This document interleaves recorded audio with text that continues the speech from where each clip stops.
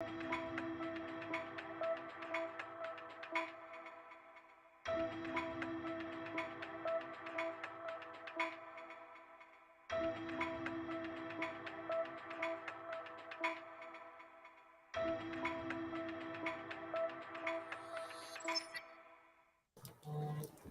evening, everybody. It is 5:09 p.m. EST here in smoky Brooklyn, New York.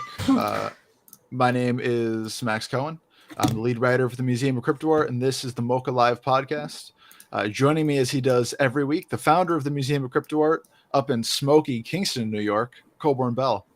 You breathing okay up there, my guy? Yeah, staying inside as much as possible. It's pretty crazy, huh? I know it's like the topic on it's all over social media and everyone's texting everybody about it, but it's still pretty wild to experience like degraded atmosphere. It is different, that's for sure. This has happened a couple times in my life. In California? California, and then just like spending some time in India as well. Yeah, it's brutal, man. It's in my eyes, it's in my nose, it's in my head. You can just feel it. Yeah, it's crazy. Headaches. I walked home from a yoga class yesterday outside for 15 minutes at night, and my eyes were like bloodshot and stinging. Yeah. It's not so much fun to be in the most polluted city in the world at this point in time, but here we are anyway. A perfect reason to stay inside and talk about art, right? Totally. Another great reason to stay inside and talk about art, how was that for a segue, is that a couple days ago, Apple announced their Vision Pro headset, which is kind of the first overture from like the mainstream FANG tech world to really be bringing VR, AR to like the mass market. Obviously, Facebook had Oculus, but even that was a little bit more niche. That technology was never really designed to be, in my estimation, anything but for VR enthusiasts. But here comes this Vision Pro. It has AR, it has VR. It's as like snappily marketed as any Apple product can be, and it has, according to its advertisements, a whole host of different features for use in use cases ranging from total VR to being at work, AR helpfulness. It was quite a reveal. And what that says to me, as a person who's been thinking for years really deeply about how crypto art is going to interact with AR and VR technology, is this is going to force us to have conversations about what kind of a place digital art is about to have in all of our lives. Because if this technology does spread, become as accessible as Apple, I think, is in a position to make it, then digital art can be staged and seen and appreciated in digitally native environments really for the first time, which is pretty wild. Colborne, I'd just love to get your thoughts on, I don't know, the conversations around the reveal of Vision Pro and kind of what you feel about it before we go forward. This one is really mixed bag for me, because when I was first getting into the space in 2020, the big allure to me was like going into VR in Somnium space and having everything in spatial 3D surroundings. And this, what we were bringing out of those environments and sharing was what was so magnetic and popular to begin with, right? But once like that aesthetic became kind of normalized, that's, it was different, right? Because we were showing kind of like a visual innovation that was moving beyond crypto voxels, which was voxel and browser based, into kind of this and presenting art in this way that was but then like 2021 2022 felt like more of a degradation back into just like the PFP, and again this two-dimensionality of experiencing the art. There was like a big movement for a while into 3D objects, and oddly that went nowhere. So that people are reignited and reawakened to the conversation by a product that has been in development for 8 years, right? That meta, as you said, with the Oculus and Oculus 2, which I have, like right here, and I use them and I like them. Yeah, I remember when I had obviously I had visited the museum in Somnium space when I had come aboard, but it was visiting you at the church and putting on the headset, the Oculus headset, and really kind of walking through that environment where I really felt for the first time that there was this whole kind of aspect of crypto art and digital art in general that we weren't as a whole accessing. And it wasn't just the 3D objects themselves, but it was just the immersion of these environments. And we've seen that elsewhere in these various virtual worlds, right? From Hyperfi, like to the exhibitions we do therein, to the kinds of galleries that people are doing in Deca and on Cyber, and all the things that like Jin and M3 and Webiverse are doing. There's so much virtual world development, but there's never been virtual world access, and it's going to be, I think, similarly to how when people found the blockchain, found the ability to put digital art in the blockchain, there was this explosion of aesthetic artist, like actual artistry, as people became more comfortable with the technology. It's going to be a very similar pattern should VR AR be adopted this widely, right? We're going to see so much more experimentation, so much more different cat this time. Yeah. One or the other. One or the other. But the reason this is so no, cool. I mean, look, you're absolutely right. I am still at a loss for like, what are we going to do, right? The whole thesis was that digital artists should be building these worlds and they shouldn't be like hyper commercialized, and venture capital shouldn't get in there and drive product. And like that, frankly, is what I feel like has been kind of co-opted and taken over, because for sure, like somebody sent me a quote today, basically that if it's like if it's not accessible and it's not for everybody, then it's not a revolution. Right. And I think that's kind of like the major pushback, of course, on the Vision Pro, is that it's like $3,500. Like, who is this for? Yeah. When I spoke to Philip Rosedale, the Second Life founder, last year for my brief history of virtual values essay, one of his like big points was that the revolution of the smartphones was not the functionality they had. It was that they could be produced cheap enough to get into 5 or 6 billion people's hands. Right. That was the revolution, was of the access and the distribution. But the Vision Pro isn't for the masses, because I don't think VR AR is for the masses yet. It's still such a big ask to ask people to put on these clunky futuristic goggles. I mean, and all the things that this technology, brings with it, right? Not just VR AR, but also, the AI aspects of it, the AI aspects that like scan your face and create scale models of your face for FaceTime. People aren't, on the whole, I think the layperson is not comfortable with that quite yet.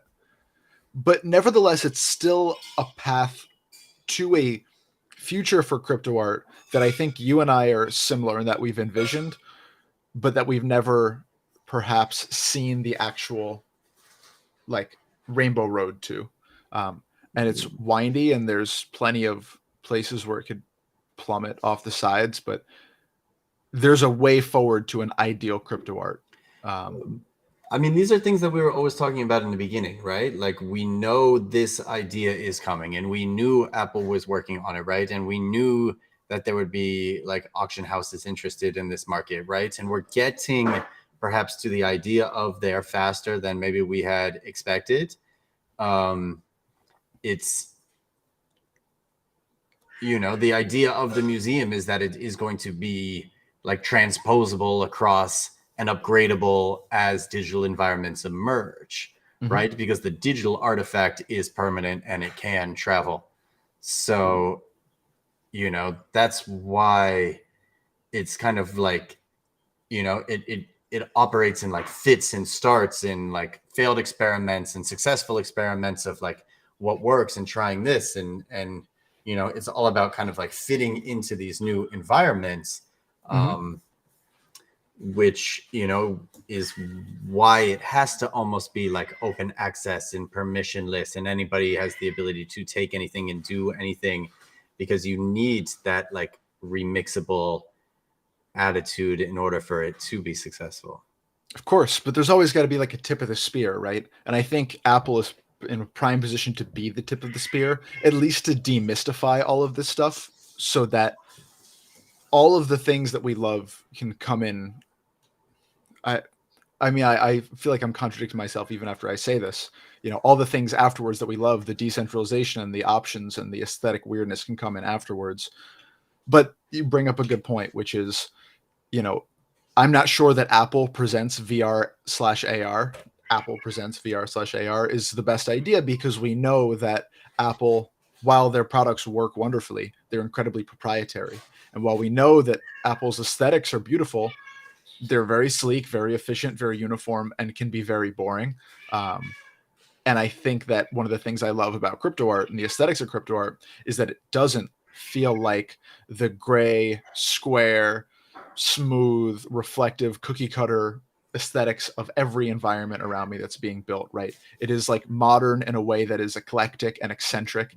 And I don't know, I've always said it's like a great glut as opposed to being having all of its individuality washed away in favor of this universalized sleekness. I mean, that is such a good point. Like, where does Apple's closed garden and ability or desire to control all elements of like design and aesthetic end, and where do they allow people to come in and bring in their own? I don't know if like Sam Rolfs and his like VR puppetry is going to make it into the Apple App Store, right? And you can start to think of like, it gets very, very personal when the screen is here, right? Yeah. And the immersion and the data collection from the eye tracking to what your face is doing to what they can begin to like trigger as, and then having it tied to whatever, like blood pressure if you're wearing the Apple Watch.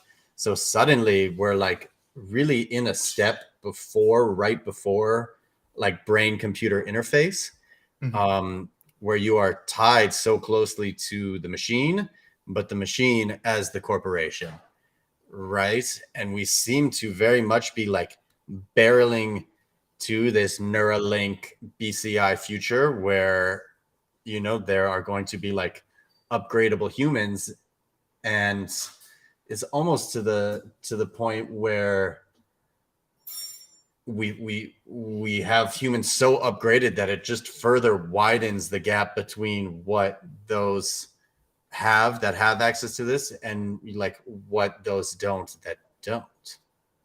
Yeah, certainly. I mean, that's next level thinking, right? And I think it's really important to talk about it with that kind of like very futuristic tones, because one of the things I noticed from Vision Pro, and one of the things I want to get more into, is that it seems that this product contains all the technology that we knew we had, but was lacking from elsewhere in the VR market, right?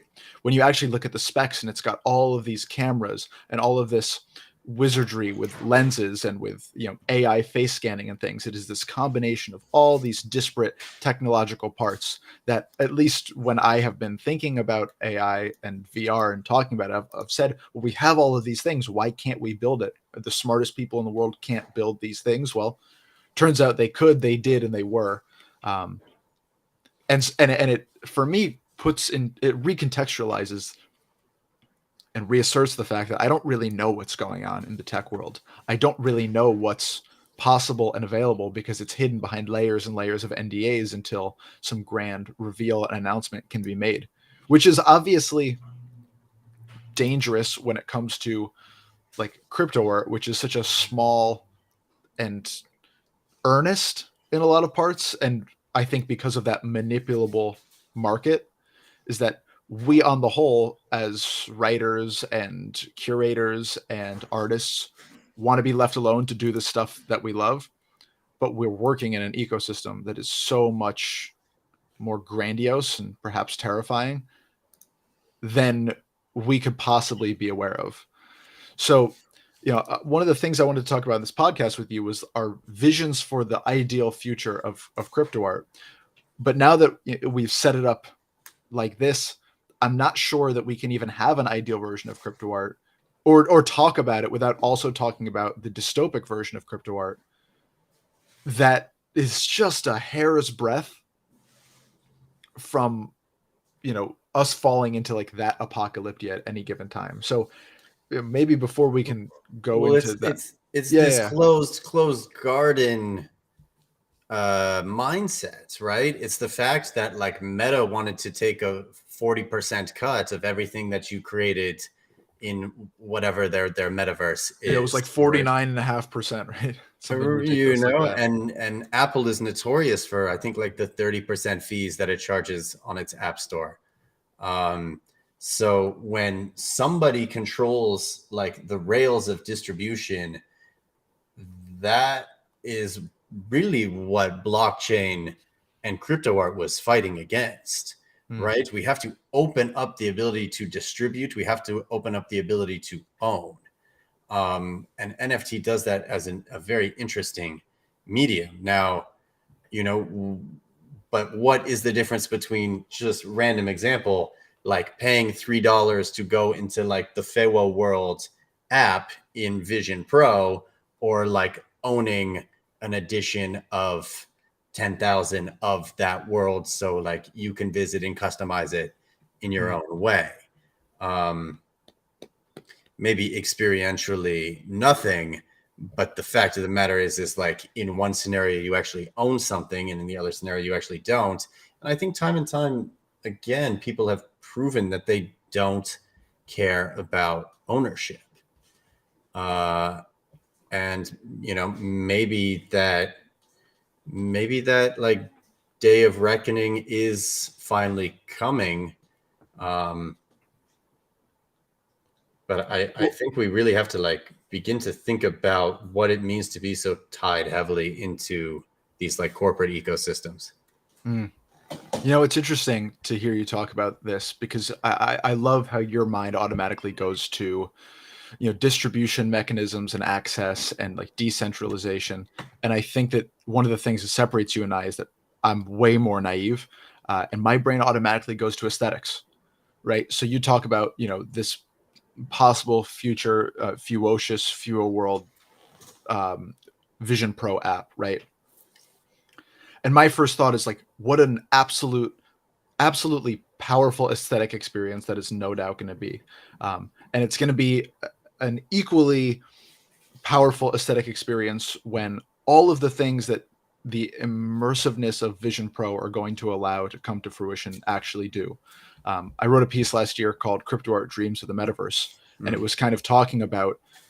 I spoke with Metageist and Natural Warp and Rafik Anadol and Sky Golpe, who all had worked with virtual world technologies in various degrees at various times. Metageist and Natural Warp, that's like their whole deal is working with Mona and Somnium Space and these other kind of like metaverse worlds. But the point being is that the kind of aesthetic expression that you can get in these environments is incredible. Sky Golpe called it.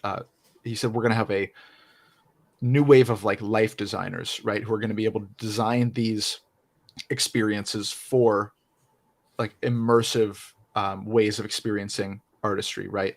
Where every sight, every sound is kind of designed and tailored based on like an aesthetic framework.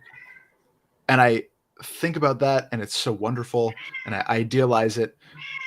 But you're so right in that it's a completely different conversation to talk about those kinds of aesthetic revolutions if perchance you can't access them unless Apple is receiving their 40% cut of every purchase somebody makes on it, or every purchase of a piece of crypto artwork that is going to be displayable in one of the apps on a Vision Pro.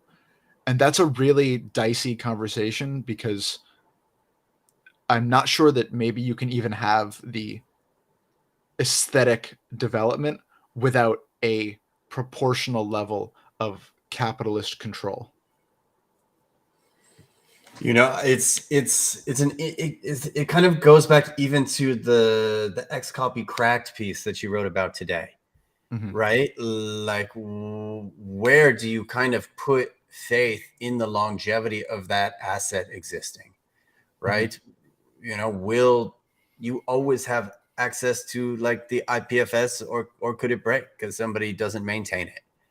Um, right? Or will Apple always kind of like keep that so the digital, as much as we don't really think that it needs care, like it needs a lot of care. Think of all the ways the internet has changed in the last like 20, 30 years. It's Hmm. just, in my opinion, it's not as good, right? It's not as free, it's not as open. You can't like find the things because uh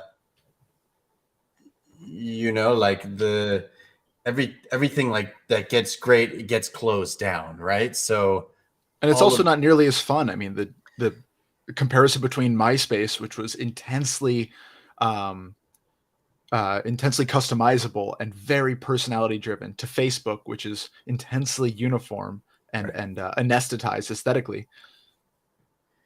And humans continue to search for that novelty, Mhm.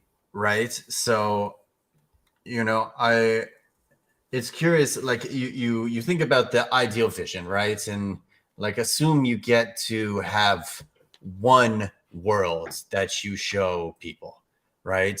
And the world that I had thought of was like this idea of a museum of crypto art, right? Here are all these artifacts, but like what is that one world that you would create? Like would you Mhm. surround yourself with all these like artifacts of nostalgia? That's kind of what Vision Pro was appealing to, right? You would bring in your photos and you would sit there on your couch and you would just like scroll your photos, right? Interesting. But I don't do that. So, I'm curious what these worlds that we want to create and share with each other are. Certainly it feels like it's going to be nostalgia driven. Like when I see these works, they all come with their own story, they come with their own baggage. I'm reminded of a lot of things that does trace like it's certainly a development and growth and part of me.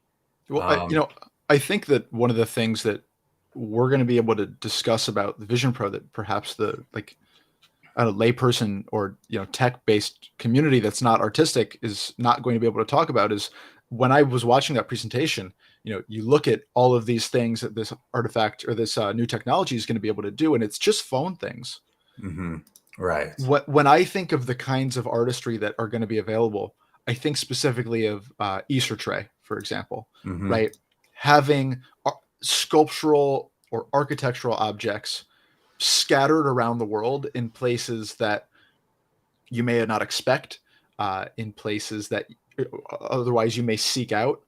But it's another layer of artistry that you could place upon the world we live in, right? Maybe Fua World in this idea isn't a VR realm. Maybe it's skins placed on buildings in New York, to a soundtrack that changes based on every city block, with art pieces that are just scattered around, but they're in AR, which is just this, any kind of bizarre experience that you could possibly imagine that just requires you to be able to see it should theoretically be able to come to life in some kind of an AR mindset. This well, is like, yeah. even beyond that, once you begin to put like AI into characters, right? And suddenly Mm. you have a character that is speaking with you, and you could have like a whole fantasy adventure AI driven story that is like based on your needs, based on what it knows about you. If your heart rate is increasing, you're getting excited, it knows you like this, it can begin to play with this, right? So you can begin to create exceptionally elaborate, fully immersive scenarios that are done in like a particular artist's style. And but then it's just Soma, man. Like by then you are just like gone living in your own fantasy world. Well, let me counterpoint by saying that I think we already have Soma, um, except I think it just sucks, right? At least that Soma is fun, and I'm not saying that we should turn away from the world, right? But at least Yeah. that is seems like an enjoyable and creative way to stimulate one's latent urge to turn away from real life hardships and such. But all we have now is TikTok and Instagram and Twitter, which are just, we call it doom scrolling for a reason. That's Yeah. our Soma, But we right? also have like Tears of the Kingdom and Diablo 4, and Mhm. people are just like, I played Tears of the Kingdom. You like could not pull me off of that thing because it's so free, it's so open, and it's only going to be like exponential. But get me to Tears of the Kingdom. Get me into video games as opposed to me sinking my time on Twitter, right? I think we all have this cognitive dissonance between all the time we spend on social media and the amount we hate social media. I hate social media. I hate the time I spend on it. I know Yeah. it doesn't enrich me. There's things I find within it that I can't get elsewhere. But at least when I'm playing video games, it's piquing something in me that isn't just dopamine rush after dopamine rush after dopamine rush.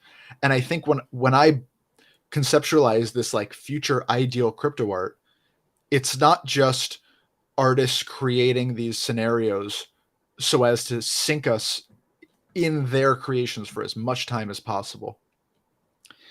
It's artists like the very many artists we know who are interested in creativity and are interested in beauty and are interested in egalitarian experience, showing us versions of existence that maybe we couldn't see otherwise, right? There's always going to be these artists who are not concerned with capitalistic urges, right? They may make lots of money anyway, but they don't want our time for 8 hours a day. They don't want us to be playing the Vision Pro version of Tears of the Kingdom. Mm-hmm. They want us to experience a little scantling of their soul for however long we want to experience it. And then we can turn to something else and it'll be there when we want it, whether that's to be collected, whether that's to be subscribed to, who knows the consumer model. But there are versions of this that are just really enriching on like a mental, spiritual, universal level. And I think that's what the promise of Vision Pro et al.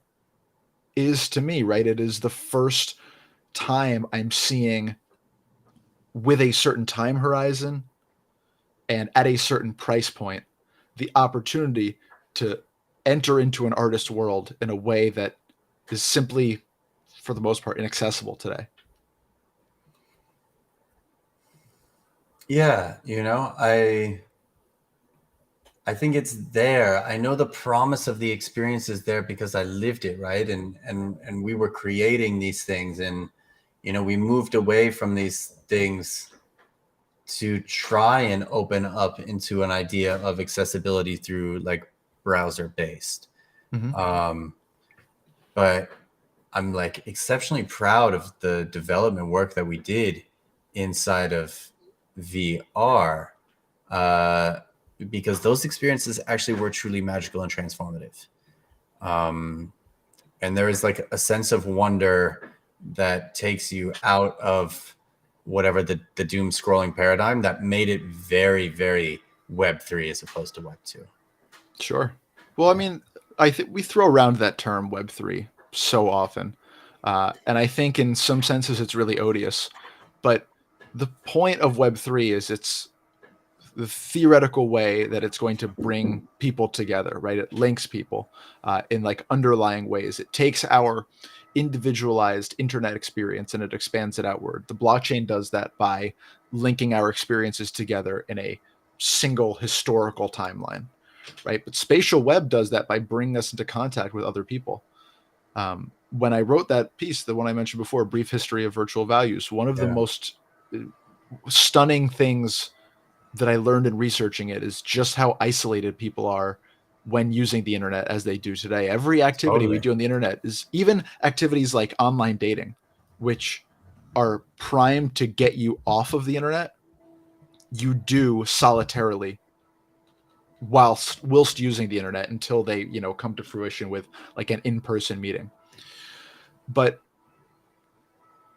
one of the things that I love about the stories I've heard about these early crypto voxels and Somnium space situations and experiences is that there were people experiencing them together.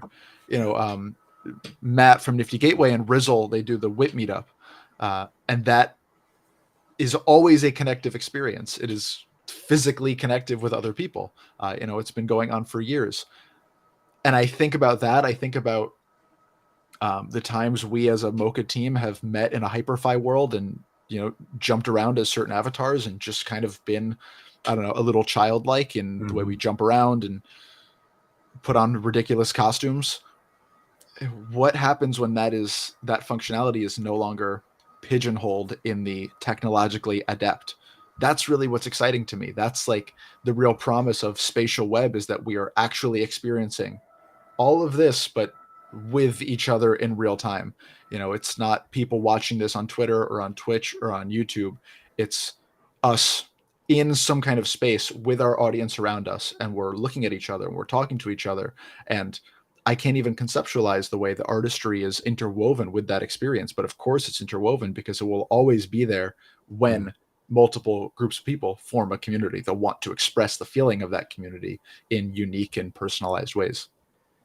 Yeah, I'm interesting, or I'm You're interested. interesting. I'm interested in this like meta architect future where there is the ability for like programmed AI versions of yourself to be participatory in each of these communities, Mhm. right? I wish I was more active with punks. Like I wish I was more active with nouns, right? Like I align with these ethos, I align with these people, but I do not have the time to sit in the chat, right? So if I was able like every day to get a summary of the activities and then go like set an objective for an AI bot to kind of like get done, and it would come back and report to me, like that is very interesting, right? I'm very the convergence of like AI, crypto, and AR VR together is something new. This is a brand new world, right? We have a new world in design, we have a new world in finance, right? And we have a new like critical model for like how interaction and thinking occurs. And that to me is where I feel like those are the three core things that really create this like parallel layer to this plane of reality. Interesting. I even hearing you talk about like the punks and the nouns, right? And like jumping in and out of these chats, it's such a different experience. I imagine it would be a different experience if it wasn't a boxy Discord display, but was a Yeah. place that you could visit, that you could physically be in. Even if you weren't doing anything there, you could be in it, right? Like that's like the power of these headsets, right? Is you could be working at your desk and your punks all the people could be over here in a little desktop world that you're looking at in real time, and people can arrive and they can say hi, and you can have momentary chats like you were in an office and you were passing by cubicles. And then imagine that with creativity, right? I don't do any artist collaboration right now outside of like Google Docs, but even with that, I do my work and I send it to you and you do your work, and that's collaboration. But it's not being with each other. It's not telling jokes as we're working on the same document. It's not bouncing ideas off each other in real time the way I would when I was a kid working on projects with my best friend for school, and we'd be in the same room and we'd just be kind of like laying around shooting the shit, wisecracking, and that would all make its way into the final product. The creativity, good or bad as the final product was, would be so much more present because Yeah. it was a part of the collaborative process. So I see all of these difficulties that you have in maintaining these communities, and I have them too. I mean, even just think of the way Twitter DMs are set up. It's But a mess. Yeah. if these things were physically spread out around us at any given time, and you're jumping into quasi physical digital spaces, just how much more robust our ability to interact, how much more real our ability to interact in these spaces becomes, and how much more real the things we're experiencing therein become. You don't like that? I don't know. Do you think it becomes more real? Is that like the use of the time that you want? Like because you can suddenly see these other people, and maybe because you can see how they represent themselves, you can feel a more like aligned connection with them than if they are just like an app chat. It's a good question, but I think yes. And the reason I say it is because I think we all have interactions online that feel real in certain ways. Maybe not real in how we're actually interacting with the interaction, but real in the effects they have on us. This is a real conversation that you and I are having as if we're in the same room, but there is a lack of that togetherness because at any given point, I can switch to a different tab. At any point, I can look around the room and see things unrelated to this conversation, unrelated to the environment. And if I were more immersed in this conversation, it's not that this would feel more real, but it would feel more present, and I would be more present in it, as opposed to what I think we have now, which is a forced dual consciousness between whatever we're looking at on a screen and whatever we're aware of outside of that screen. I can't not look at the books on my desk and all these cluttered knickknacks spread around in this glass of water and my phone. I can't not be aware of those things while I'm looking at the screen. And even the screen, I have 1, 2, 3, 4, 5, 6, 7, 8, 9 tabs open. Yeah. Maybe that itself doesn't change, but by adding a level of immersiveness in it, I think you get something more akin to real life with a phone, as opposed to where the context is that you have this space that you're inhabiting with a digital outlet. I think that that's a lot different than, I don't know, having a digital space that you're putting all of your focus in to the detriment of the physical space around you. Does that make any sense? Yes, but I'm not sure I necessarily agree. Take me to town. What do you got? No, I don't know. I think it's hard to begin to solve these problems of like loneliness and people not connecting by insisting that we don't like pull out of these devices, but actually the truth is that we have to go deeper. And we have to we have to take over all the sensory aspects. It is like very much a question of like Soma and the Matrix and like the realities that we will be constructing for ourselves, and perhaps like an increased fearfulness of, or maybe it's an inherent evolutionary fearfulness of the outside world and like the other person, and like probably latent fears of what it means to like encounter a stranger.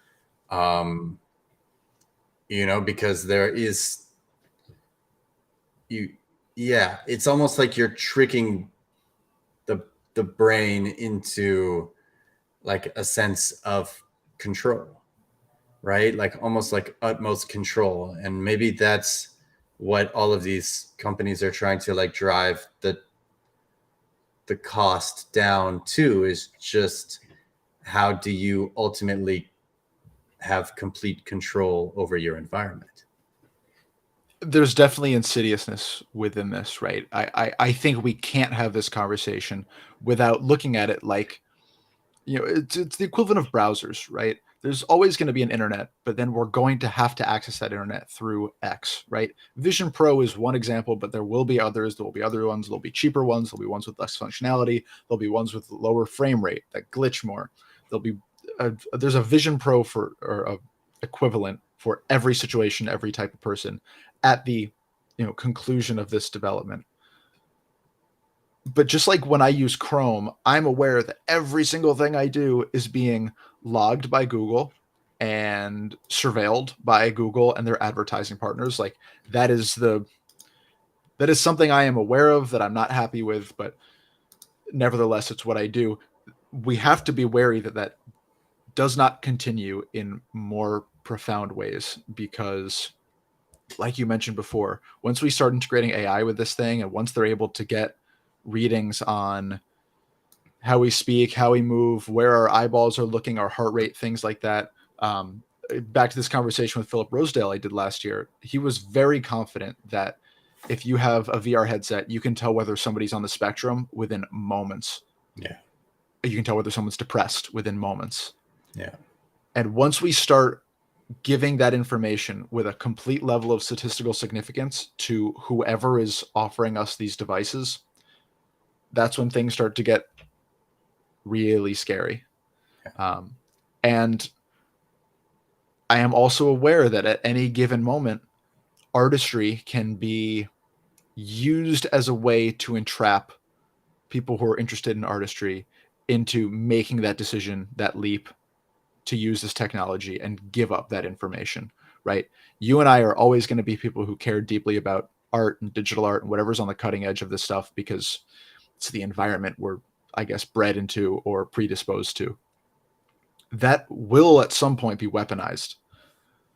Whether we collectively as a society make our peace with that weaponization once we see what its outputs are, just like I still use Facebook despite the ads because I know that I don't buy anything off Facebook anyway. Maybe once we know the downstream, it's a little bit easier for us to make our peace with that. But we're definitely going to be flying blind before we are aware of. We're going to be flying blind before we can make an educated decision. And there will be those who are okay flying blind. There will be those who are okay only after they can make an educated decision. But I mean, excuse me, rambling, but I do want to return to a point you said about like going deeper as a method to connection, because I disagree with you or disagreeing with me. I do think that's the way through. Um, to me, spending time online is just the reality of the world we live in. It's not changing, right? 6 to 8 hours of everyone's day, every day is going to be spent in some kind of a quasi digital world. The issue today that I feel is that there is no escape from that being a solitary experience. You can't have a non-solitary experience in the current iteration of the internet. So maybe you do have to go deeper, but maybe that deeper is really a widening. And I don't really know what it looks like necessarily when you have an internet where you're with others at any given time, but it's got to be better than what we have now, right? It's entirely possible. I think like the visions that are presented to us in the past about what it is are ultimately the things that we will manifest. And I kind of believe it will be Ready Player One-esque, right? Mm-hmm. You just continue to like turn up the dial on like the competition of capitalism, right? Of like survival of the fittest. You have to be logged in the most, like you have to be like grinding the most. And that is why I think like teenage girl suicide is at all-time highs, right? And like there are like epidemics of perception because people are being exposed to things that just aren't real, and the people that are like creating that content are also like very unhappy doing so, right? Mm-hmm. So it's not going to be like 6 to 8 hours, it's going to be like 16 to 18 hours. And that's where I just, and I think the idea that the idea that like hard work, we know this for a while, that like hard work and the American dream, like these ideals don't really exist anymore, so you have to find like other ways to differentiate yourself, and people are doing all sorts of crazy and wild stuff. So I think that gets accelerated. Yeah, it's scary. It goes into like Neil Stevenson territory where just like even like the death of celebrity culture where everything just becomes like a 2-week fad, right? And you get these big like just rolling cycles of, so I don't know, that's I grapple with these things a lot if Well, let me ask you people this. are just excited by novelty, right? Do you think that the introduction of systems like this are going to ultimately be a good or a bad for crypto art?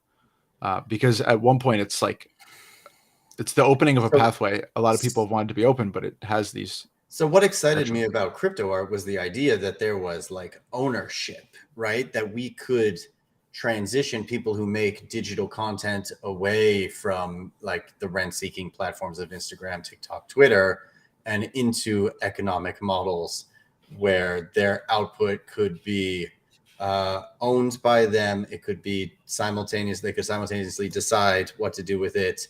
and they would have like carry on rights through the smart contract, right? So, um, I think the NFT is a wonderfully broad box that you can begin to package a lot of different things into. And that is really exciting because it provides ownership, right? And ownership is something that I think people get to experience less and less of.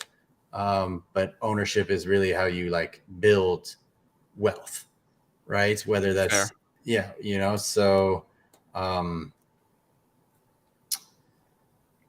Although in this, climate, it's not always true. It's about the attention that you could momentarily leverage. That could be how you build wealth, right? It's the total opposite. Um, you can own an asset that increases in value, or you can capitalize on yourself as an asset.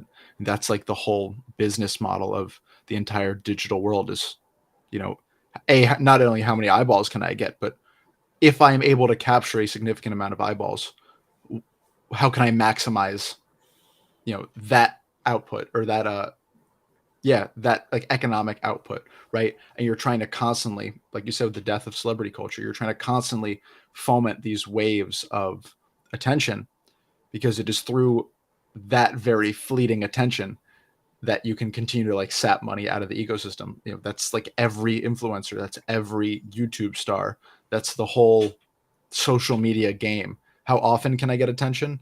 And if I have it, what can I do with it? yeah, but you see the extremes that it pushes people into, like clearly illegal things or like clearly not moral things. Whether we've talked about like what Ben ETH did with PSYOP token, or what Poly did with like you get nothing.eth. Like people sending money because they are desperate and they want a chance. And I don't know what people are thinking when they do these things, or if it's entirely just fake and orchestrated. Mm. Right. So there's also there is a performative aspect to these things that goes up against the idea that there is like reality and an ownership layer. So at both ends you continue to get like stretched and stretched and stretched. I mean, on one level, at least as it relates back to Vision Pro, we're going to be able to have performance art online in a way that we've never had before. Um, Well, then a lot of character playing, a lot of role playing, a lot of assumption of new identities and skins and exploration. Yeah. Somebody was just saying this to me, and it hurts my heart that I can't remember who. It was one of the collectors I spoke to. Maybe it was Coldy, but regardless, he they were talking about how. Oh no, it was Conlon from Async Art. Um, Colin was saying that it's this idea of art as, I don't know, one kind of one kind of thing, right? But like there's art in all of these different aspects of things that we don't consider art, right? That like video game artistry is an immersive kind of artistry that exists, and like Mhm. architectural artistry is an artistry that is all around us, and that like we think about a lot at the museum, but that people don't maybe necessarily think about, you know, elsewhere. Um, but there's just so much more opportunity for art to enter into Well, we other had this facets of conversation life. last week, right? It's like everything has been boiled down kind of to generative art, Yeah, to a point. Maybe that's like, I or don't at know. least Maybe that's, that's where the market has boiled it down to. well, it's still very, like we said, like it's new and it's exciting and it's interesting, especially because the layperson like myself doesn't understand it. Mhm. But it is also outside of like the abstract element, right? When we take generative art to its logical conclusion, we get something bordering AI. Um, and I know that like Data had their DataGAN mint today, which Mhm. is wonderful. But like the output from that AI is unique to Alexander Rebin and to DataGAN. Just as we can look at a Videodrome piece and know that that AI is output by Videodrome. It's very rare within the context of AI, but just because it's generative or just because it's procedural or algorithmic or AI doesn't mean it doesn't have the fingerprints of the artists who are putting it out there, and I think that's the marker of a really talented AI artist. I feel this with Claire Silver. I feel this with Current 4D. When you look at their artwork, even though it's vastly different in color scheme and aesthetics and subject matter, there are their fingerprints over the thing. I don't know how that manifests in a VR AR world, but is always going to be a thirst for wonderful artistry, not just on the collector side, but on the creative side, right? We will have people who are going to take this technology, the Vision Pro, who are going to hack it or jailbreak it in a sense, and are going to create like art new artistic systems with it, because that is what they're called to do with whatever avenues they're able to do it. Question for you before we go. Sure. Do you think we have these certain attitudes because of the age we are? These like fears about Apple and such. I often wonder if I think we sit at an interesting cusp of like perhaps the right amount of paranoia, right? I don't think like perhaps our parents' generation, like 60s, 70s, hippies into like the 80s was like as fearful of like the corporate machine that they were creating, probably because there was like a parallel in like socialism that existed at the time, right? And this was kind of, but I think now like capitalism's won, and I think we are probably not fearful enough, right? And I think like the younger generation is like existentially fearful to the point where they like cannot act independently. Right? I think there is a lot more like virtue signaling and value alignment and falling in under influencer umbrellas. So I don't think there's like enough dissent there, but I think they're literally like paralyzed with fear. There's something that feels completely, what's the word, appropriate about us starting out on this topic, aiming to talk about the utopic ideal version of crypto art, and the last thing we're talking about is like, oh, we're not fearful enough. I don't know, it's these things that I don't know, I think it does come back down to that question is like, can you get closer by going deeper into this technological abyss? Yeah, and you also have to have the double consciousness of understanding that while we work in a space that is based in the most human, most virtuosic, most pure and ideal act a human can theoretically do, which is create artistry, right? Try and share their reality using some kind of means. It can't be unmarried from violent economic forces around it. And any larger discussion of what we're doing has to be meted out appropriately based on the larger conditions. Like Toni Morrison said, all art is political art. So maybe we just can't avoid that. Yeah, and all crypto art is anti-capital art. Say that one more time. Or is it's all crypto art is either like anti-capital or hyper-capital art? That's a good point. Can you give one example of each? Probably. I mean, it's so interesting. I think crypto is both. It's both like a rejection and like an ultimate embrace of this system, right? It just decides to put everything on steroids in like the ultimate mirror parody. Yeah, it's like that pet chimpanzee that like lived in that lady's house and then went fucking nuts. Did you know that was the guy that I worked for? Really? I worked in that primate cognition lab, Herb Terrace. He was the one who put the chimpanzee in the woman's house on the Upper West Side in the 70s. Hold on. You worked... Wait, so how close were you when that whole thing went down? Like, well, that was in the 70s. With the lady getting beaten to death by the monkey? No, he was like the first person to put a monkey in a human household, and he did it on the Upper West Side. Dr. Herb Terrace, yeah. Good guy? He was. Yeah. I mean, I don't.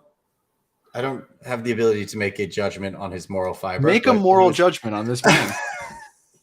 You are literally surrounded by cherubs as if you are like some deity himself. Make a I moral judgment. make a Cast him moral. down to the fires of hell or up into He the. seemed like just like one of those tenured professors who's like it'll probably be me, my great experiments in crypto art will have occurred now, and in 30 years I'll Someone's going to get killed because of him. I'll just be like looking back at this dystopic mess, swiping photos of the collection in my Vision Pro, like XXV. And picking out which tweed suit to wear to your tenure meeting. Yeah, exactly. Your Exactly. online, fully immersive Vision And Pro I'll be kind presented of tenure like meeting. sleepy and tired, and I'll be consulting people under me Doesn't and sound so bad. saying like, you're doing a great job. A+. This is A+ work. And to everyone out there, you are also doing A+ work. Great job. Great job listening to this, and great job being with us today. Colburn, do you have anything you want to say about basketball? We haven't mourned my Celtics yet. I don't know. What is it? I would like the Heat to win. Actually, I take that back. I would like Denver to win. I actually don't really care who wins. Wow, that was a roller coaster, huh? Yeah, that's what I have to say. Well, I've gotten over the heartbreak of my beloved Celtics losing in 7 games to the Miami Heat, and I think with you in a lot of ways. I see the historical implications of if Denver winning, what that does to my ability to watch a generational player like Nikola Jokic ascend fully onto the mountaintop. But I also understand that if the Heat win, we are in for a new paradigm shift in how the NBA is played, which is always exciting to me. I think I love the NBA for the same reason that I love crypto art, which is you are constantly watching history being made. You're constantly watching legacies be built. You're constantly watching intrigue and drama, and without necessarily having to be a part of it. So, but yes, the Celtics lost, and that broke my heart. I fall asleep now watching old videos of the 2008 Celtics Lakers championship season. Damn, that is depressing. Yeah, it's really bleak over here. Yeah. And one day I hope I can put on that Vision Pro and I can sit fake courtside at the old 2008 Celtics championship games. You'll be there. Well, probably not the old ones, but you'll be in the new ones. God willing. Colburn, any last words before we let the people go? If you've made it this far, you're an A+ listener, and I'm sorry that I was 10 minutes late today. So if you were there waiting, I know there's many people that just wait for this every Wednesday. That was my fault. Like my mom. Hi, Mom. Yeah, I'm sorry, Mrs. Cohen. She forgives you. Thank you. We will be back next week with some more super interesting podcasting, God willing. Thanks for being with us this week, and we'll talk to y'all real soon. Same bad time, same bad channel. Colburn, say goodbye to the people. Goodbye, people. Goodbye, people. Thanks for being